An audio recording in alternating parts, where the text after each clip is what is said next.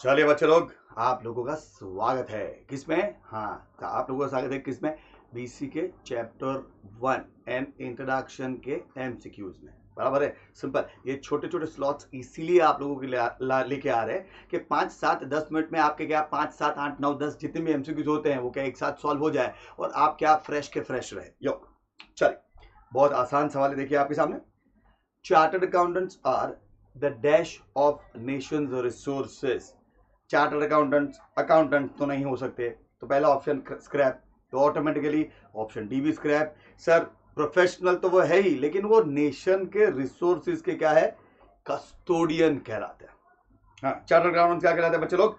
Custodian of what Nations what resources. Simple. And इसके लिए ये चीज क्या बहुत ज्यादा इंपॉर्टेंट। ध्यान से कहते हैं, अगर सीए सही तरीके से काम करे तो देश में फ्रॉड नहीं हो सकते। एंड बिलीव मी, सीए सही तरीके से ही काम करते हैं, इसीलिए क्या हमारा देश, इतना बड़ा देश क्या फाइनेंशियली स्ट्रांग होकर मार्केट में टिका हुआ है। यो, चल आगे बढ़ते हैं, चलिए ध्यान से देखिए। हाँ, business is all around. We encounter it, we engaged with it क्या in numerous transaction on daily basis. ये statement, this explains which concept? कहते हैं self esteem, self assurance, self awareness and selfie. Automatically आप समझ गए होंगे कि selfie की आवश्यकता नहीं है। सेल्फी की आवश्यकता क्या नहीं है। सेल्फ एस्टीम और बिजनेस का कोई डायरेक्ट कनेक्शन नहीं है, कोई डायरेक्ट कनेक्शन नहीं है, तो हमने इसे भी स्क्रैप कर दिया। तो assurance and awareness, assurance and what? Awareness. Awareness मतलब हमें ये पता होना चाहिए कि हम क्या कर रहे हैं, what am I doing right now. Assurance means what, हम जो कर रहे हैं वो सही मायने में डायरेक्टली और इनडायरेक्टली हमें जो करना चाहिए वो है। मतलब आप ध्यान से देखिए, भले हम खुद बिजनेस ना करें, हम नौकरी करें, बराबर है, बट डायरेक्टली और इनडायरेक्टली हमारे खर्चे दूसरों के बिजनेस के लिए होते हैं। बात समझ रहे हो? So this concept by default is known as what? Self assurance. Self what? Assurance. Now each one of us have 6 honest servants. This statement is provided by. बच्चे लोग, ऐसे क्वेश्चंस को आपको डायरेक्टली याद करना होगा। ये लर्निंग वाले क्वेश्चन है, तो सीधे पर्सन के नाम के साथ आपको स्टेटमेंट को याद रख लेना है।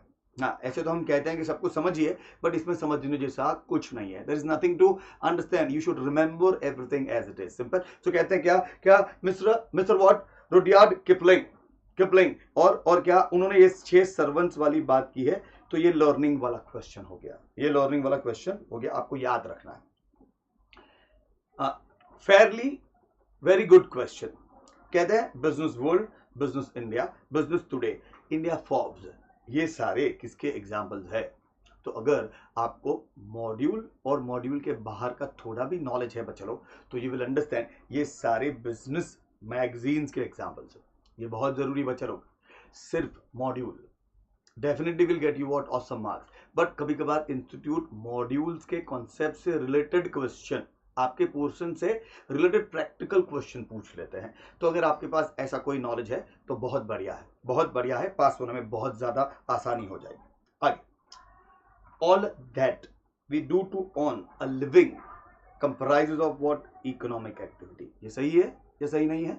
ऑफकोर्स, जिंदा रहने के लिए जो हम काम करते हैं, पैसे कमाते हैं, तो कैश और कैश इक्विवेलेंस, पैसा और पैसे के जैसा, इसे क्या कहते हैं? क्या? Economic activity. और definitely this is what? A correct statement. This is what 100% correct what statement. ये थोड़ा ज्यादा डिस्कशन ओरिएंटेड, ध्यान से देखिए।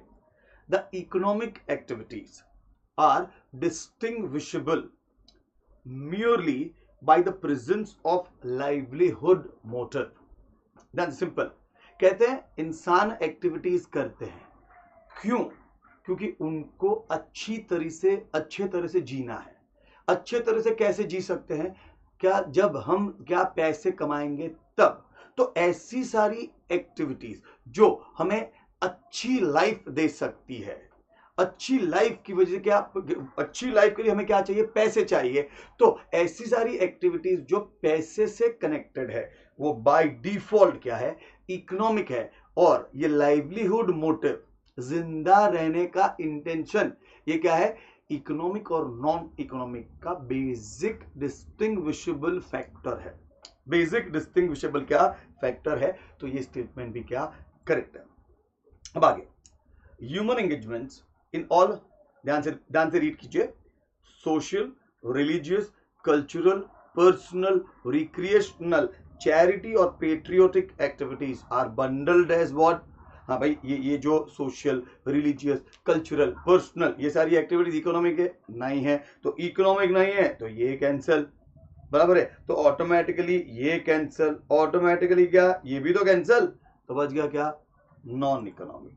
जहां हम इमोशन ओरिएंटेड काम करते हैं, जहां हम क्या इमोशन ओरिएंटेड काम करते हैं, इसे बाय डिफॉल्ट क्या कहते हैं हम, non economic activity.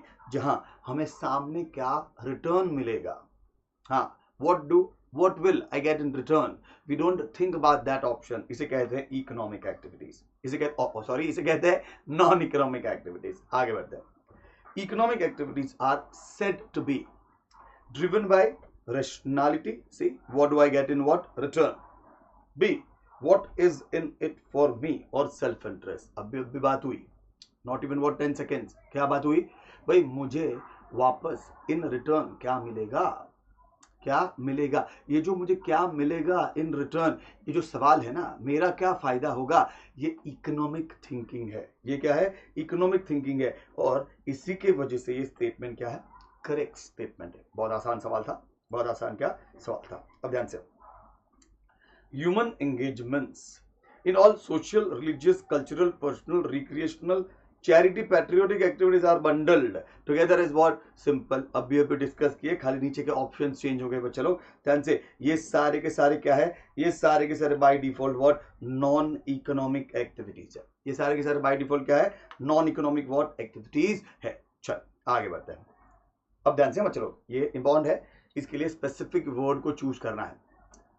The motive और द इंटेंट, ये इंटेंट जानते हैं आप भाई, हम ये क्यों कर रहे हैं, ये जो वाई है ना, why that shows the intent.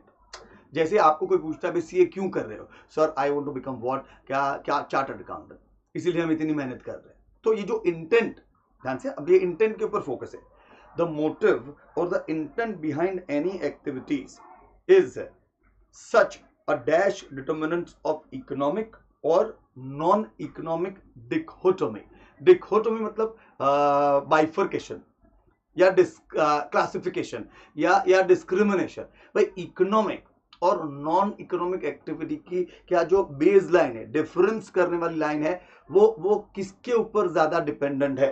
अब पहला option, singularly okay, singularly weak, singularly strong और सिंगुलरली परफेक्ट। सी फिर से रीड करते हैं स्टेटमेंट, द मोटिव और intent behind any activity is such as singularly okay, no it should be okay, it should be very good, तो okay वाला option क्या गया। Singularly weak, no weak, it should not be weak, no, हाँ अगर weak होगा क्या line of difference तो confusion होगा, इकोनॉमिक नॉन इकोनॉमिक में क्या होगा कंफ्यूजन होगा, तो ये ऑप्शन भी गया, तो आंसर क्या हो गया singularly what strong and singularly perfect. अब बच्चे कंफ्यूज, सिंगुलरली स्ट्रॉन्ग और परफेक्ट, जब हम कहते हैं ना सिंगुलरली परफेक्ट, बच्चे लोग ऐसा कोई परफेक्शन वाला ऑप्शन नहीं होता, हाँ ध्यान से, it should be what singularly what technically strong, singularly technically strong. तो आंसर इज व्हाट इकोनॉमिक और नॉन इकोनॉमिक का जो डिस्टिंग्विश है वो एक सिंगल स्ट्रॉन्ग क्लासिफिकेशन वाला क्या एक्टिविटी है, जिससे हम डिफरेंशिएट करते हैं ये इकोनॉमिक है और ये इकोनॉमिक नहीं है, that is non economic, that is what non economic क्या है। अब production essentially is the process of creation of dash satisfying goods and services, goods and services, भाई हम goods प्रोड्यूस करते हैं, ये क्या है process of creation of what dash, भाई नीड है, सेटिस्फैक्शन है, प्लान है या मॉनेटरी वांट, समझो ये चार में से कौन सा ऑप्शन हो सकता है बच्चों ध्यान से, नीड, यस नीड, हम नीड बेस्ड प्रोडक्शन करते हैं तो ये आंसर हो सकता है। नीड बेस्ड प्रोडक्शन मतलब कस्टमर को ये प्रोडक्ट चाहिए और हम उनको ये प्रोडक्ट देंगे, हम उनको ये प्रोडक्ट क्या देंगे, ये नीड बेस है, तो ये आंसर हो सकता है। सेकंड, सेटिस्फैक्शन, कस्टमर के सेटिस्फैक्शन, बट यहाँ पे देखिए creation of satisfaction satisfying goods, तो सेटिस्फैक्शन वाला आंसर नहीं हो सकता। क्रिएशन ऑफ प्लान खाली प्लान क्रिएट करने से लोगों की वांट सेटिस्फाई नहीं होती ना, तो प्लान भी एक्टिविटी नहीं है। एंड मॉनेटरी वांट, भाई वांट वांट होती है, मॉनेटरी नॉन मॉनेटरी, बराबर है। तो ये ऑप्शन भी लॉजिकल नहीं है। Answer by default is what, need. जो कस्टमर को चाहिए हम उसी चीज का प्रोडक्शन करेंगे, so it's a need based production strategy. क्योंकि if we produce what customer sensibly don't want, believe me, you will not be able to sell it in the market, will not be able to sell it in the market. Yo, इसलिए क्या कहते हैं, इसलिए by default कहते हैं जो customer को चाहिए वही आप बनाइए, वही आप क्या बनाइए। इसे क्या कहते हैं, इसे कहते हैं क्या, customer is the king of the market, customer is the king of the market. आगे बढ़ते हैं। Consumption represents the dash side of economics. अब ध्यान से देखिए, कंजम्पशन मतलब हम गुड्स कंज्यूम करते हैं, तो गुड्स कंज्यूम करने के लिए हमें क्या करना पड़ेगा, गुड्स को परचेज करना पड़ेगा। और आप इकोनॉमिक्स में सीखते हैं परचेज होता है कब, जब मार्केट में क्या, बायर्स चीजों की डिमांड करें, बाहर चीजों की क्या करे, डिमांड करे। समझिए इस बात को। तो consumption represents what, the dash side of what, economics. चार ऑप्शन आपके पास, supply, supply side by, demand and what, straight, and what straight. मतलब क्या, सिंपल है, सिंपल है। Answer is what, directly the demand side. Answer is what, directly the demand side. Yo चल आगे। Market oriented production better than the production for what, self consumption, that represents what, dash side of economics. हाँ, अभी दोनों question को relate करते हैं बच्चा लोग, ध्यान से देखो।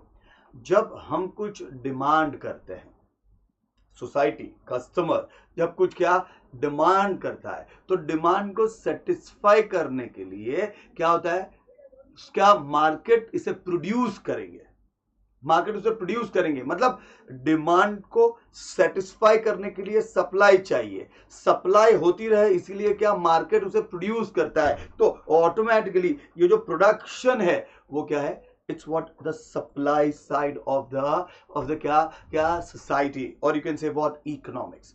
तो लोग, कंज्यूमर्स जब डिमांड करते हैं, ध्यान से, that is what is considered as what, the consumer, customer is demand side of the economics by all means, and what supply side by default क्या होता है, जब प्रोडक्शन होता है। सो दोनों एक दूसरे के क्या क्या क्या अलग है, बट एक दूसरे के लिए है। Yo, that is what the idea. चल आगे। Dash is a contract of service between employee and employer.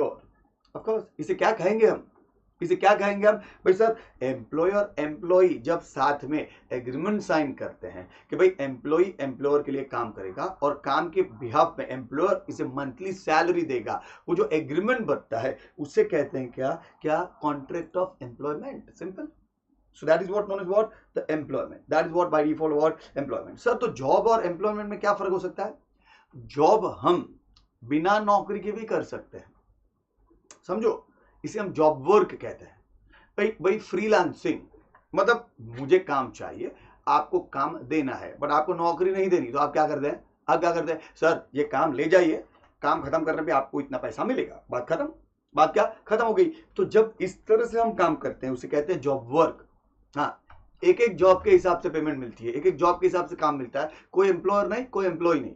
हाँ, इसे फ्रीलांसिंग कहते हैं, ध्यान से। बट यहाँ पे तो एम्प्लॉयर की बात है, एम्प्लॉय की बात है, तो it is a contract of what, employment. हाँ, ध्यान से। अब थोड़ा कंफ्यूजिंग, ध्यान से देखिए। The contract elaborates dash and the periodic dash known as wages and salaries, wages and what, salaries। कहते the contract, employment contract elaborates dash and what, the periodic dash known as what, wages and salaries। job enrichment and compensation, job description and compensation, compensation and job description and none of the above। अब इसमें से एक तो answer है ही। हाँ, पर ध्यान से कैसे समझे, कहते वो जो कॉन्ट्रैक्ट होगा किसका, एम्प्लॉयमेंट का, एम्प्लॉयमेंट का कॉन्ट्रैक्ट होगा, उसमें क्या क्या दिया होगा, जिसको हम क्या कह सकते हैं, क्या, wages and salaries, wages and what, salaries कह सकते हैं, सिंपल। तो job enrichment and compensation, no, job enrichment तो क्या, लेवल ऑफ बिजनेस, मतलब काम की गुणवत्ता, क्वालिटी को बढ़ा देते हैं, दैट इज जॉब एनरिचमेंट। तो इसमें ये ऑप्शन नहीं है। हाँ, it does not elaborate this, तो हमने इसको निकाल दिया। Job description and compensation. भाई कहते हैं क्या, the contract elaborate job description and periodic compensation. भाई ये हो सकता है, ये आंसर हो सकता है। तो बी को हम ऑप्शन में क्या रखते हैं? Third, the contract elaborates compensation and periodic job description. No, job description एक बार होता है, पीरियोडिक नहीं होता, तो ये ऑप्शन नहीं हो सकता। तो ये दोनों को निकाल दिया, ये दोनों को निकाल दिया, तो आंसर क्या बच गया? बच गया जॉब डिस्क्रिप्शन एंड कॉम्पेंसेशन। हाँ, ऐसे वाले क्या एमसीक्यूज को आपको सीधे फिल इन द ब्लैंक्स में अप्लाई करते जाना है, जो सबसे ज्यादा सूटेबल लगे क्वेश्चन के साथ, कॉन्सेप्ट के साथ, उसको सिलेक्ट करना है, उसको सिलेक्ट क्या करना है। सिंपल। चलिए, हाँ, let's take a break for 1 minute and will come back.